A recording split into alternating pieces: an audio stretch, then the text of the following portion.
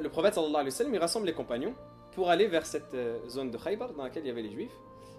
Et il dit dans un hadith où il nous apprend la valeur que le prophète sallallahu alayhi wa sallam donnait à Ali. Il nous dit لأعطين الراية غدا رجلا يحبه الله ورسوله ويحب الله ورسوله يفتح الله على يديه. Il dit dans un hadith, je vais donner le drapeau de l'armée à un homme qui aime Allah et son messager et qu'Allah et son messager aiment et avec qui Allah subhanahu wa ta'ala donnera la victoire. Imagine, le prophète sallallahu alayhi wa sallam, il te donne le drapeau. Déjà, ça veut dire que tu es le chef de l'armée. Tu es le représentant de l'armée. Quand le prophète sallallahu alayhi wa sallam il donnait le drapeau, tu sais ce que c'est le drapeau? C'est le drapeau que les gens y portaient au combat.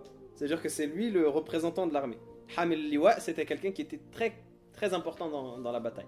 Parce que les Arabes, ils pensaient que dès que le drapeau est tombé, ça voulait dire que c'était signe que l'armée elle avait perdu. Comment tu sais si une armée elle a perdu la bataille ou pas? C'est que le drapeau est tombé. Justement, c'est pour ça qu'ils essayent de viser le porteur de drapeau en particulier. C'est symbolique, mais ça veut dire que ça y est, l'armée elle est finie. Il n'y a plus personne pour relever le drapeau. Il y a eu des porteurs de drapeau qui sont tombés et les compagnons ils sont arrivés pour le relever derrière. Mais s'il n'y a plus personne pour relever le drapeau, ça veut dire que s'il ne s'occupe plus à relever le drapeau, ça veut dire que c'est fini.